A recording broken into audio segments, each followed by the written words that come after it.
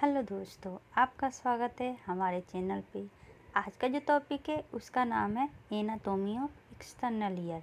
तो हम इसमें पढ़ेंगे क्या क्या। एक्सटर्नल ईयर का एनाटॉमी, उससे रिलेटेड डिजीज और उसका मैनेजमेंट। आगे बढ़ने के पहले हम इसके पार्ट के बारे में डिस्कशन कर लेते हैं। एक्सटर्नल ईयर मेनली इसमें पीना होता है, लोब्यूल्स होते हैं और एक्सटर्नल एकॉस्टिक मेटस होता है। ठीक है, इसमें जो हमारा ये पीना है इसका डेवलपमेंट हिलॉक ऑफ हिस से होता है। मेनली 6 हिलॉक ऑफ हिस होते हैं जो अभी डिस्कशन करेंगे।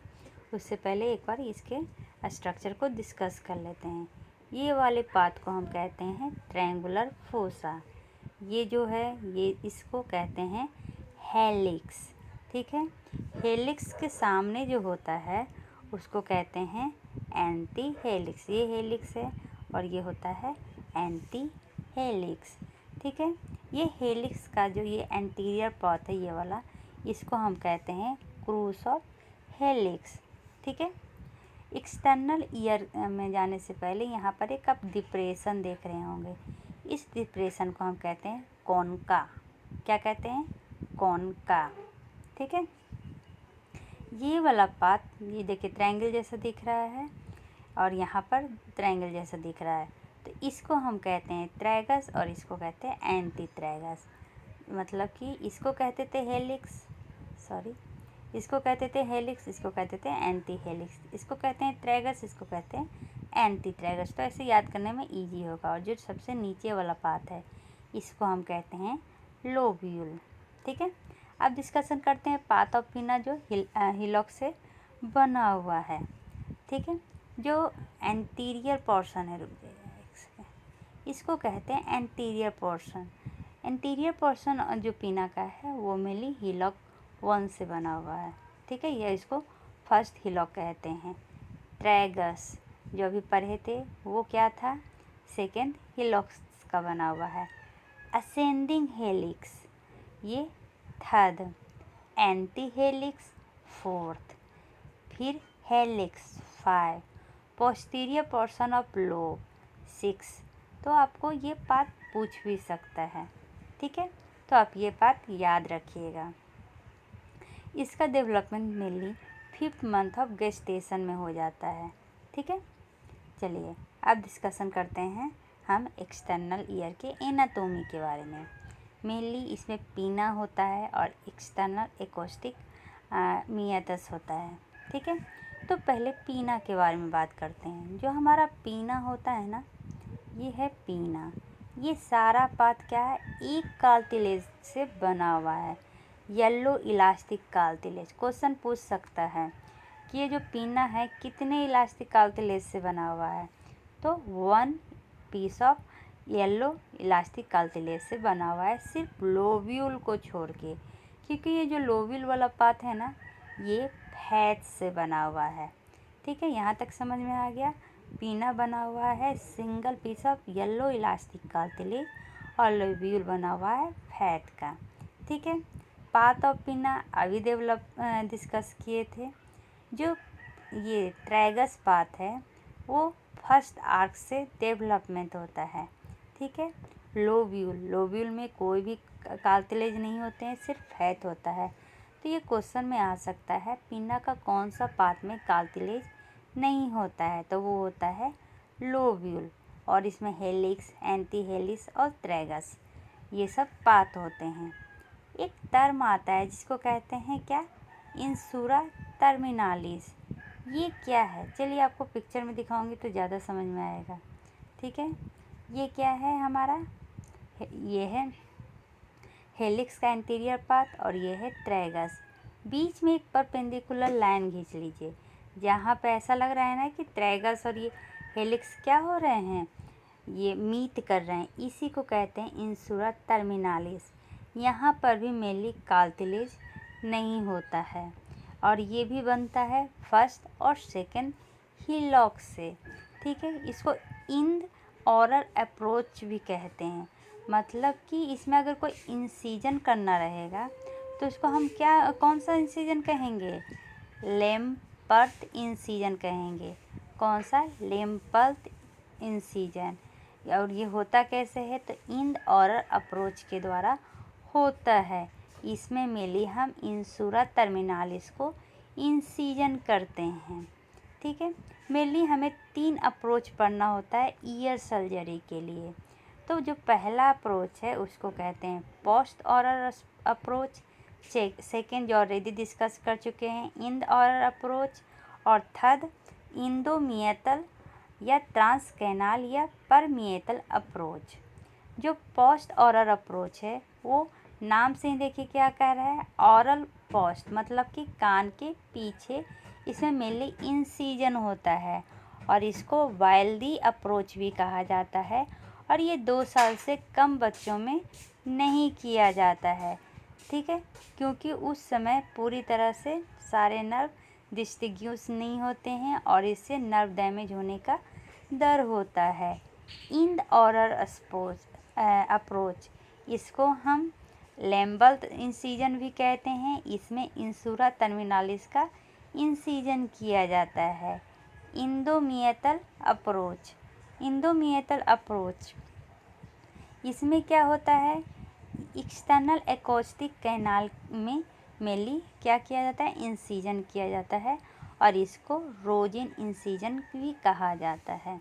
ठीक है, अब जो एक स्ट्रक्चर बताए थे ना इस तरह का, जैसे कि यहाँ पर से हमारा एक्सटर्नल एकॉस्टिक कैनाल है, यहाँ पर इस तरह का डिप्रेशन बन रहा था, उसको कॉन्चा कहते हैं। ये भी 2 पार्ट में डिवाइड होता है। अपर पार्ट को सिम्बा कॉन्चा कहते हैं, नीचे वाले को कैवुम कॉन्चा कहते हैं। ये जो सिम्बा कॉन्चा है ना, ये सरफेस लैंडमार्क होता है मैस्टोइड एंट्रम के लिए। ठीक है, अब मैस्टोइड एंट्रम क्या है, लार्जेस्ट एयर सेल है। मान लीजिए जब इस मैस्टोइड एंट्रम में इन्फ्लामेशन होगा तो आपको पेन कहाँ फील होगा, आपको पेन फील होगा यही सिम्बा कॉन्चा में। लेकिन ये लैंडमार्क क्या है, ये सरफेस लैंडमार्क है। लेकिन अगर सर्जरी पर्पस से पूछा जाए तो हम इसे लैंडमार्क नहीं कहेंगे। तो हम लैंडमार्क किसको कहेंगे? तो उस समय हमारा मेनली सर्जरी में क्या किया जाता है ना, इंद अप्रोच वाला यूज किया जाता है, जिसमें पीना को हटा दिया जाता है। जब पीना रहता ही नहीं है तो इसका सरफेस लैंडमार्क होगा कैसे? तो चलिए इसके बारे में डिस्कस करते हैं। अब मान लीजिए कि एक्यूट मैस्टोइडाइटिस हो जाए तो पेन कहाँ फील होगा, सिम्बा कॉन्का में। ठीक है, तो सर्जरी के समय हमें कहाँ पहुँचना है, मैस्टोइड एंट्रम में पहुँचना है। तो सर्जिकल लैंडमार्क क्या होगा, तो सर्जिकल लैंडमार्क होगा मैक्यूवेन ट्रायंगल। अब ये मैक्यूवेन ट्रायंगल क्या होता है, देखिए जैगोमेटिक प्रोसेस के कारण एलिवेशन हो जाता है टेम्पोरल बोन में, जिसको सुप्रामिएटल क्रिस्ट भी कहते हैं या इन्फीरियर टेम्पोरल लाइन। पिछले वीडियो में मैंने इसके बारे में डिस्कशन किया था, पिक्चर दिखाते हूँ। ये इसी को हम कहते हैं सुप्रा एक्सटर्नल मिएटस या inferior temporal line. Superior temporal line इस तरह से होता है। ठीक है, तो आपको ये समझ में आ गया। चलिए अब और क्या क्या इसमें होता है, तो इसमें होता है मेनली इसका बाउंड्री के बारे में डिस्कशन करते हैं। तो मैक्यूवेन ट्रायंगल को सुप्रामिएटल ट्रायंगल भी कहते हैं। ये क्या है, सर्जिकल लैंडमार्क है मैस्टोइड एंट्रम का। इसमें क्या होता है, हम मेनली ड्रिल करते हैं डीप 1.25 सेंटीमीटर से 1.5 सेंटीमीटर तक। इसका जो बाउंड्री है, सुपीरियर बाउंड्री को हम कहते हैं सुप्रामिएटल क्रिस्ट, जिसको इन्फीरियर टेम्पोरल लाइन भी कहते हैं। एंटीरियर इन्फीरियर बाउंड्री है पोस्टीरियर मार्जिन ऑफ ईएससी, और पोस्टीरियर जो है बाउंड्री उसको कहते हैं tangential line of posterior canal wall. ठीक है, तो इसमें आपको डाइवर्ट करने के लिए क्या दे सकता है, चौथा ऑप्शन में सुपीरियर टेम्पोरल लाइन दे सकता है। तो याद रखिएगा जो हमारा मैक्यूवेन ट्रायंगल है उसमें इन्फीरियर टेम्पोरल ट्रायंगल होता है। चलिए अब ईएसी के बारे में पढ़ते हैं। ईएसी क्या है, एक्सटर्नल एकॉस्टिक कैनाल। इसका टोटल लेंथ जो हमारा है वो 24 सेंटीमीटर का 24 मिलीमीटर का होता है और ये मेनली कार्टिलेज और बोन दोनों का बना होता है। ये जो आउटर 1/3 कार्टिलेज ये ईएससी है, ये मेनली कार्टिलेजिनस है। 1/3 कहने का क्या मतलब है? आठ है मैम। इसी में ear hair, sweat, sebaceous gland, ceruminous gland सब प्रेजेंट होता है। और जो इनर 2/3 है जिसको 16 मिलीमीटर का है, ये बोनी पार्ट है। इसमें ना हेयर होता है, ना स्वेट होता है, ना सेबेसियस ग्लैंड होता है। और एक बीच में एक नैरोएस्ट पार्ट होता है जिसको हम इस्थमस कहते हैं। ये जो इस्थमस है ना, वो 6 मिलीमीटर लेटरल होता है टिम्पैनिक मेम्ब्रेन का।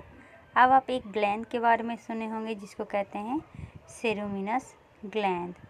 मेनली 2 ग्लैंड पाया जाता है, सेरुमिनस ग्लैंड और स्वेट ग्लैंड। सेरुमिनस ग्लैंड क्या होता है? ये एक मॉडिफाइड एपोक्राइन स्वेट ग्लैंड है। क्या? Modified apocrine sweat gland. तो पहले स्वेट ग्लैंड के बारे में पढ़ते हैं। 2 तरह का स्वेट ग्लैंड होता है, टिपिकल स्वेट ग्लैंड और atypical sweat gland. Typical sweat gland में जो एग्जाम्पल है उसको कहते हैं इक्राइन स्वेट ग्लैंड, और जो एटिपिकल है उसमें आ जाएगा एपोक्राइन स्वेट ग्लैंड। याद करने का तरीका ए। ठीक है। जो इक्राइन स्वेट ग्लैंड है वो पूरे बॉडी में प्रेजेंट होता है और ये डायरेक्टली ओपन होता है स्किन के सरफेस पे। और इसको कौन रेगुलेट करता है? तो कोलिनर्जिक नर्व फाइबर। एटिपिकल जो है वो एपोक्राइन स्वेट ग्लैंड है इसका एग्जाम्पल। ये सिर्फ axilla, nipple, pubic area, perianal area में प्रेजेंट होता है और ये इनसाइड द हेयर फॉलिकल्स होता है। मेनली ये रेगुलेट किया जाता है एड्रेनर्जिक नर्वस सिस्टम के द्वारा। तो आप एटिपिकल का 3A से याद कर सकते हैं। पहला ए एटिपिकल, दूसरा ए एपोक्राइन, तीसरा ए एड्रेनर्जिक नर्वस सिस्टम। तो जो हमारा सेरुमिनस ग्लैंड है ना, वो एपोक्राइन स्वेट ग्लैंड है, लेकिन इसमें सिंपैथेटिक नर्वस फाइबर्स होते हैं। कौन सा? Sympathetic nervous fibre, sympathetic adrenergic nervous fibre. ये सेक्रेट करता है सेरुमेन। अब सेरुमेन क्या होता है? Sweat gland plus sebum. तो इसको वैक्स भी कहते हैं, जिसमें mainly cerumen, sweat, sebum, dust, dead epithelial cell, hair, ये सब प्रेजेंट होता है। और ये कहाँ पे क्या में हेल्प करता है? तो ये पीएच को मेंटेन करता है ईयर का। 3.9 से 4 pH ये मेंटेन करता है ईयर को। कौन? तो वैक्स। और ये बैक्टीरियल ग्रोथ से भी बचाता है। अब एक tympanic membrane mainly middle ear में आता है, लेकिन इसको हम एक्सटर्नल ईयर में पढ़ते हैं क्योंकि टिम्पैनिक मेम्ब्रेन ही एक ऐसा बाउंड्री है जहाँ पर एक्सटर्नल ईयर ख़त्म होता है और मिडिल ईयर स्टार्ट होता है। तो आपको कुछ अभी आगे चल के कुछ ट्रीटमेंट बताऊंगी जिसमें हमारा टिम्पैनिक मेम्ब्रेन भी इन्वॉल्व है। तो इसलिए टिम्पैनिक मेम्ब्रेन को पढ़ना ज़रूरी है यहाँ पे। टिम्पैनिक मेम्ब्रेन में मेनली 3 लेयर्स होते हैं, outer layer, middle layer, inner layer. Outer layer epithelial layer का बना होता है, ectoderm. Middle layer fibrous layer का बना होता है, मेजोडर्म। और इनर लेयर म्यूकोसल लेयर का बना रहता है, एंडोडर्म। इसका जो कलर होता है टिम्पैनिक मेम्ब्रेन का, या तो पर्ली ग्रे होगा या ट्रांसलूसेंट ग्रे होगा, ये नॉर्मल है।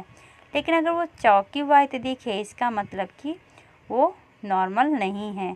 वो मेनली होता है टिम्पैनोस्क्लेरोसिस के केस में, जिसमें अगर ये मेनली टिम्पैनिक मेम्ब्रेन में ही ये डिपॉजिट दिखेगा तो इसको मेरिंगो स्क्लेरोसिस भी कहते हैं। टिम्पैनिक मेम्ब्रेन 2 पार्ट में डिवाइड होता है। एक होता है ऊपर वाला, 2 पार्ट में डिवाइड होता है।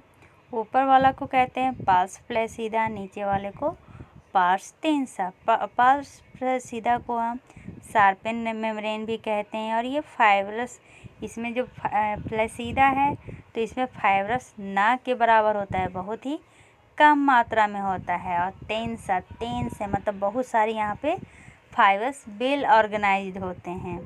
ठीक है। फाइब्रस एनुलस टिम्पैनिक एनुलस, या इसको एनुलस टिम्पेनियम भी कहा जाता है। ये हेल्प करता है अटैचमेंट, टिम्पैनिक मेम्ब्रेन को बोनी एनुलस से अटैच करने में हेल्प करता है। जैसे कि हमारा टिम्पैनिक मेम्ब्रेन है, ठीक है, इसको बोनी एनुलस से अटैच करने में ये फाइब्रस एनुलस हेल्प करता है, ठीक है। अब बोनी एनुलस क्या होता है? ये रिम होता है मीडियल इन द ईएससी, सही बोला था। मान लीजिए ये हमारा क्या है, ये हमारा ईयर ड्रम है, ठीक है। ईयर ड्रम किसको कहते हैं? टिम्पैनिक मेम्ब्रेन को कहते हैं। और ये हमारा ईएससी है। तब ईएससी को में मेनली क्या है, ये ईयर ड्रम ऐसे अटैच है। तो ये अटैच कैसे है? एक बोनी रिम के द्वारा, जिसको क्या कहा गया है? मेनली कहा गया है बोनी एनुलस, ठीक है। ये अटैच करता है फाइब्रस एनुलस से। अब एक टर्म आप देखिएगा जिसको कहते हैं नोच ऑफ रिविनस। ये नोच ऑफ रिविनस क्या होता है? जहाँ पे बोनी एनुलस एब्सेंट होते हैं उसको कहते हैं ये नोच ऑफ रिविनस। जैसे ये हमारा ईएससी है, ठीक है, यहाँ पे हमारा ईयर ड्रम अटैच है, लेकिन जो बोनी एनुलस होता है ना, वो सिर्फ इतना ही पार्ट में रहता है, ऊपर इस पार्ट में एब्सेंट होता है। इसी पार्ट को हम कहते हैं नोच ऑफ रिविनस। ये कवर करता है मेनली पार्स फ्लैसीदा को, ठीक है। तो यहाँ पे पिक्चर आप देख रहे हैं, पार्स फ्लैसीदा ऊपर वाला पार्ट है। इसको शार्पनिल मेम्ब्रेन भी कहते हैं। ये हैंडल ऑफ मिलस है, और हैंडल ऑफ मिलस के लास्ट पार्ट को हम क्या कहते हैं? अम्बो कहते हैं, ठीक है। मान लीजिए हैंडल ऑफ मिलस है तो इसको कहेंगे अम्बो। क्या? अम्बो। नीचे वाला क्या है? पार्स टेंसा है, और मेनली वो फाइब्रस एनुलस से कवर्ड है। Umbo most visual landmark of tympanic membrane. ये मोस्ट विजुअल लैंडमार्क है, लेकिन क्या होता है ना, इन्फेक्शन ये सब के कारण या ज़्यादा आवाज़ के कारण ये चेंज होते रहता है, इसलिए ये मोस्ट रिलायबल लैंडमार्क नहीं है। मोस्ट रिलायबल लैंडमार्क क्या है? लेटरल प्रोसेस ऑफ मेलस, जो मेनली डिवाइड करता है टिम्पैनिक मेम्ब्रेन को लोअर टेंसा, पार्स टेंसा और अपर पार्स फ्लैसीदा में, ठीक है। और जो टिम्पैनिक मेम्ब्रेन है ना, वो डिवाइड होता है 4 पार्ट में। कहाँ से? तो ये अम्बो से। तो देखिए, मान लीजिए ये हमारा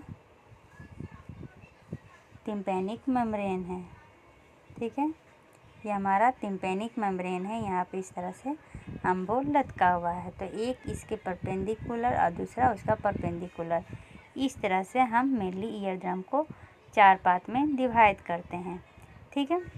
ये वाला पार्ट क्या हो जाएगा? Anterior superior. ये हो जाएगा एंटीरियर इन्फीरियर।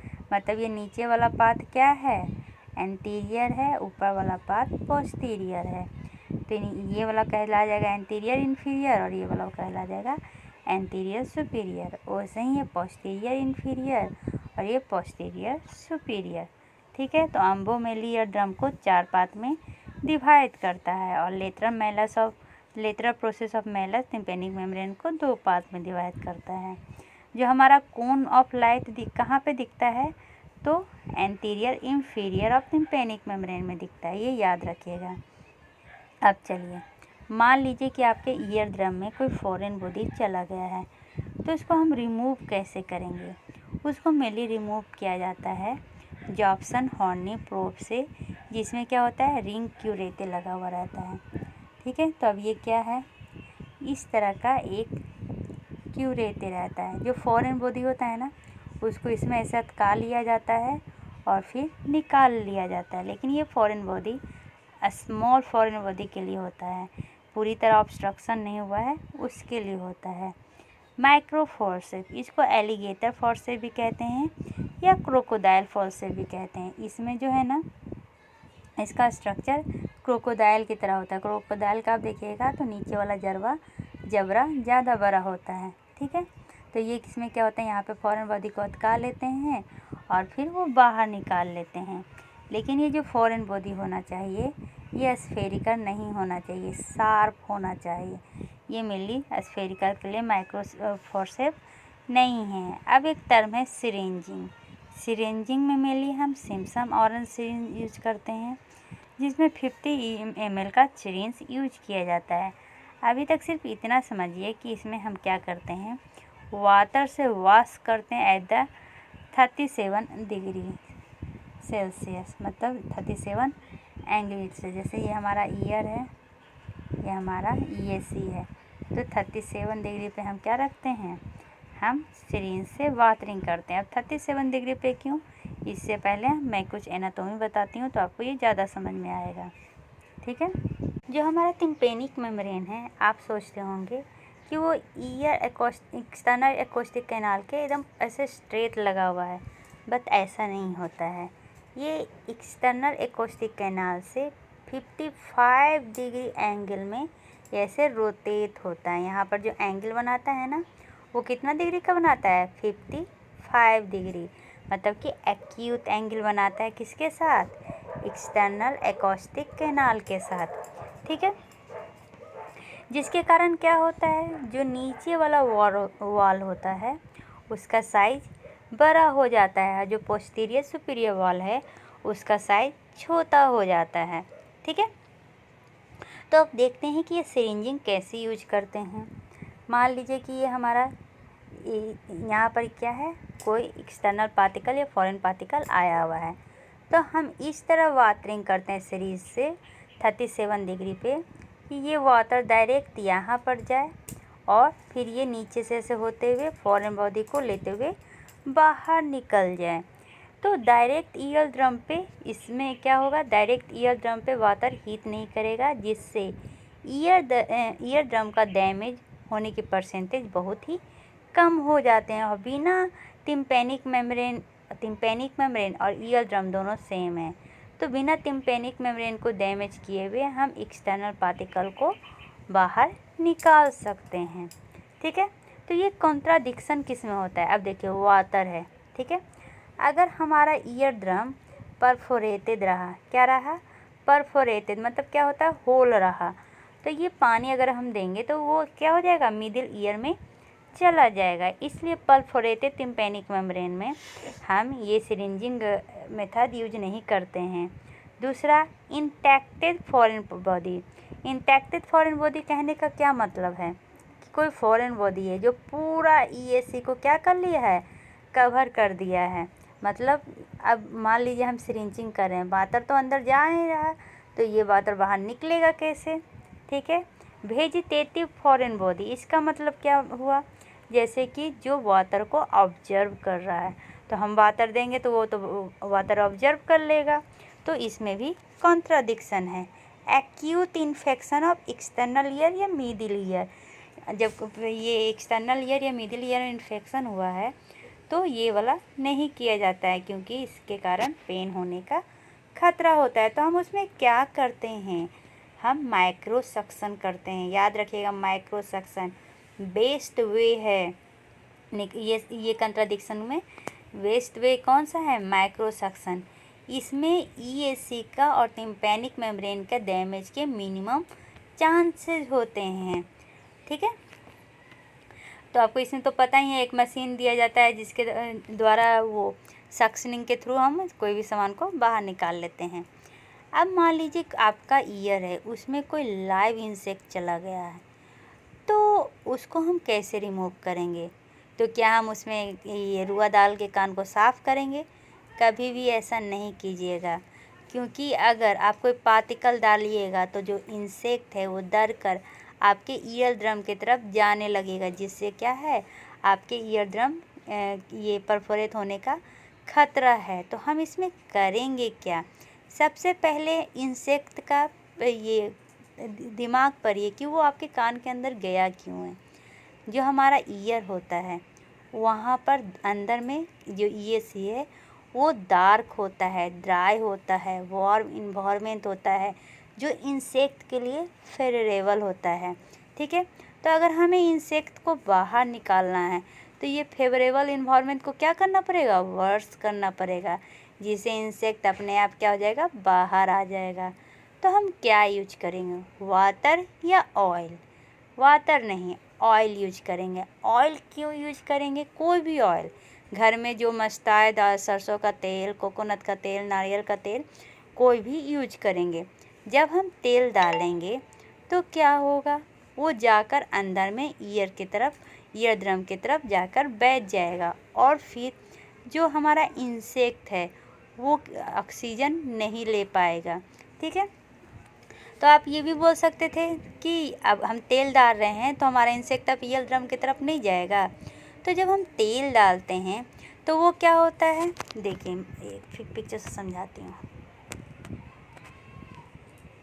जब हम तेल डालते हैं, मान लीजिए हम कान को हम ऊंचा करके तेल डालें, ये हमारा ईयर ड्रम है, यहाँ पर हमारा इंसेक्ट है। ऑयल क्या होता है, यहाँ पर जाके ऐसे ही इकट्ठा हो जाता है, फिर धीरे धीरे धीरे धीरे फिलअप होने लगता है। तो इंसेक्ट के पास चांस कहाँ पे है, जिधर से इसको ज़्यादा ऑक्सीजन मिले, तो ये किधर की ओर भागेगा, बाहर की ओर भागेगा। तो हम लाइव इंसेक्ट को बाहर निकालने के लिए बेस्ट वे क्या यूज करते हैं, ल्यूक वार्म ऑयल। ठीक है, यहाँ तक समझने में कोई प्रॉब्लम नहीं है। चलिए अब नर्व सप्लाई देखते हैं, एक्सटर्नल एकॉस्टिक ईयर का, ठीक है, या कैनाल का। तो सबसे पहले वहाँ पे जाने से पहले हम पीना का देखते हैं। पीना का अगर हम देखें नर्व सप्लाई तो क्या होगा, तो देखिए पीना को मेनली 3 भाग में बांटा गया था। ये है हमारा पीना, इसको कहा जाता है एंटीरियर पार्ट ऑफ द पीना, जो सप्लाई होता है V3 के द्वारा। अब V3 क्या है, तो मैंडिबुलर नर्व मेनली 3 पार्ट में डिवाइड हुआ है। V1 को ऑप्थेल्मिक कहते हैं, V2 को मैक्सिलरी कहते हैं और V3 को मैंडिबुलर कहते हैं। ठीक है, तो ये मैंडिबुलर पार्ट ही मेनली ये जो एंटीरियर है पार्ट है पीना का, उसको सप्लाई करता है। ठीक है, तब ये वाला पार्ट जो मेन पार्ट है पीना का, उसको कौन सप्लाई करता है, उसको सप्लाई किया जाता है ग्रेटर ऑरिकुलर नर्व के द्वारा। किसके द्वारा, greater auricular nerve, mainly spinal nerve root fibre of C2 and C3। अब एक यहाँ पर कोंका होता है, कोंका को किसके द्वारा किया जाता है, तो फेशियल नर्व या वेगस नर्व के द्वारा।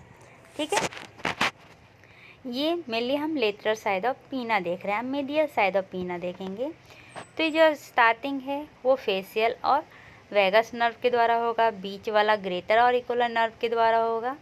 ठीक है, और ऊपर वाला लेसर ऑसिपिटल नर्व के द्वारा होगा। देखिए लोब्यूल्स में क्या होता है, कोई भी कार्टिलेज नहीं होता है, तो इसलिए आप लड़कियों में देखे होंगे मेनली कान जो छेदाता है ना, वो लोब्यूल्स में ही होता है। क्यों, क्योंकि इसमें कोई भी कार्टिलेज नहीं होता, फैट होते हैं, तो पेन के चांसेस कम होते हैं और बैक्टीरियल इन्फेक्शन के चांसेस कम होते हैं। लेकिन क्या होता है ना, कभी कभी ये जो हमारा फैट है, सॉरी लोब्यूल्स है, वो तो फैट का बना है, तो उसमें स्ट्रेंथ भी कम होता है। तो कुछ औरतों को भारी ये ज्वेलरी पहनने का आदत होता है, जिसके कारण हमारा जो ईयर लोब है वो ये बर्दाश्त नहीं कर पाता और लोब क्या होता है, लोब्यूल स्प्लिट कर जाता है, जिसको हम स्प्लिट लोब्यूल कहते हैं। तो इसको सही करने के लिए लोबुलोप्लास्टी किया जाता है। जैसा कि आपको पता है ईयर फैशन के मामले में बहुत ही आगे होती है, उन्हें कोई भी स्कार नहीं चाहिए और एडिक्वेट स्ट्रेंथ चाहिए ताकि वो फिर से हैवी ज्वेलरी को बोरो कर सकें। ठीक है, तो इसके लिए वो क्या करते हैं, लोबुलोप्लास्टी करते हैं। ये भी एक प्लास्टिक सर्जरी का एक पार्ट है। इसमें मेनली हम ग्रेटर ऑरिकुलर नर्व को ब्लॉक करेंगे। ग्रेटर ऑरिकुलर नर्व क्यों, देखिए आपका जो सप्लाई हो रहा है वो किसके द्वारा हो रहा है, ग्रेटर ऑरिकुलर नर्व के द्वारा हो रहा है। ठीक है, यहाँ तक समझने में कोई प्रॉब्लम नहीं है। अब आप एक चीज़ देखिएगा, ईयर के नीचे एक नर्व जा रहा है जो मेनली एसीएम क्या है, एक मसल जो नेक में पाया जाता है वो है, और इस नर्व में इन्फ्लामेशन होया हुआ है। ये एग्जाम में आया हुआ है बहुत बार क्वेश्चन। तो ये कौन सा नर्व है, ग्रेटर ऑरिकुलर नर्व है और ये ड्यू टू लेप्रोसी ये फूल गया है। ठीक है, अब आप देखते होंगे बहुत से लोग क्या होते हैं, जैसे कि हमारे सेलिब्रिटी, वो क्या हैं, बूढ़े हो चुके हैं लेकिन उनके फेस में अभी भी जैसे कि 50 साल की औरत है, हीरोइन है, और वो दिखते हैं 30 साल की तरह। आखिर ऐसा क्यों होता है? तो मैंने बचपन में सुना था, अरे इंजेक्शन पड़ गया जिसके कारण होता है। तो इंजेक्शन नहीं होता। चलिए आज बताते हैं इसके पीछे का राज। एक सर्जरी है जिसको कहते हैं राइटिडेक्टोमी। इसमें क्या होता है ना, फेस सर्जिकल रिमूव किया जाता है फेशियल रिंकल को। तो पहले इसका मतलब समझिए, राइटिड मतलब क्या होता है, फेशियल रिंकल, अडेक्टोमी मतलब सर्जिकल रिमूवल। तो इसमें क्या करते हैं ना, हम फेस को पहले क्या करते हैं, टाइट करते हैं और कान पीना के पीछे जाकर उसको क्या करते हैं, स्टिच करते हैं। वो इसको फेसलिफ्ट सर्जरी भी कहा जाता है। और जो बाकी एक्स्ट्रा फेस स्किन बच जाता है उसको काट के बाहर निकाल दिया जाता है। ये तो होता है कि ज़्यादा एज के हो गए तो। लेकिन अगर छोटा मोटा रिंकल होता है उसको सही करने के लिए मेनली एक बोटॉक्स इंजेक्शन दिया जाता है। इस बोटॉक्स इंजेक्शन क्या है, ये मेनली ब्लॉक करता है न्यूरोमस्कुलर जंक्शन को, जिसके कारण मसल में पैरालिसिस हो जाते हैं और रिंकल डिसअपीयर हो जाता है। लेकिन ये स्मॉल रिंकल के लिए हो, मतलब अभी थोड़ा थोड़ा झुर्रियाँ आने लगी हैं उसके लिए। लेकिन ज़्यादा रिंकल के लिए हमें राइटिडेक्टोमी करवाना पड़ता है। ठीक है, अब क्या कह रहा है, मोस्ट कॉमन, अगर क्वेश्चन आएगा कि most common sensory nerve injured in rhytidectomy incision, तो ग्रेटर ऑरिकुलर नर्व। लेकिन अगर मोटर नर्व के बारे में पूछेगा तो zygomatic branch of facial nerve. Rhytidectomy में mainly greater auricular nerve affect होता है, और एक और होता है पेरिडेक्टोमी, इसमें zygomatic branch of facial nerve affect होता है। राइटिडेक्टोमी मेनली फीमेल के लिए होती है, और ये जो पेरिडेक्टोमी है जिसका दूसरा नाम मॉडिफाइड ब्लेयर इंसिजन है, ये मेल और फीमेल दोनों में होता है। इसमें पीपल एनेस्थेसिया फील करता है पीना और सेविंग एरिया में। एक और है ये जो एंटीरियर पाथ ऑफ पीना ट्राइगस और प्री ऑरिकुलर पाथ है, उसमें मेनली ऑरिकुलर टेम्पोरल नर्व होता है। और अगर इसमें क्या हो जाए, इंसिजन हो जाए, तो उसको कहते हैं फ्रेज सिंड्रोम। चलिए अब देखते हैं एक्सटर्नल एकॉस्टिक कैनाल में कौन कौन सा नर्व सप्लाई होता है। तो इसमें मेनली ये देखिए क्या है, 4 पाथ में बांटा गया था। जो मेनली एंटीरियर पाथ है उसमें अर्नोल नर्व मतलब कि टेन होता है। जब हमें कफ होती है, जैसे कान हम साफ़ कर रहे हैं और कफ वाला फीलिंग होता है, या सिरिंजिंग कर रहे हैं तो उसमें कफ आता है, ये इसी अर्नोल नर्व के कारण आता है। ये अर्नोल नर्व कहाँ से आया है, इंटरनल लैरिंजियल नर्व से। और इंटरनल लैरिंजियल नर्व कहाँ से आया है, सुपीरियर लैरिंजियल नर्व से। ठीक है, ये जो एंटीरियर सुपीरियर है इसमें auricular temporal nerve, posterior superior में sensory path of facial nerve, और पोस्टीरियर इन्फीरियर में C3 आता है।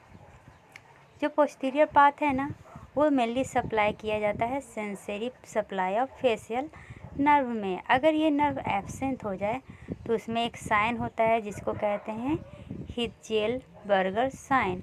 ये मेनली वेस्टिबुलर स्क्वेनोमा में देखा जाता है। चलिए अब नर्व सप्लाई देखते हैं टिम्पैनिक मेम्ब्रेन में। जैसे कि जो हमारा क्या था, हैंडल प्रोसेस 2 पार्ट में डिवाइड किया था। तो जो ऊपर वाला पार्ट है, वो इंटीरियर पार्ट है, उसमें क्या होता है, जो हमारा नर्व सप्लाई है वो है ऑरिकुलर टेम्पोरल नर्व, और जो पोस्टीरियर पार्ट है उसमें सप्लाई होता है मेनली अर्नोल नर्व के द्वारा।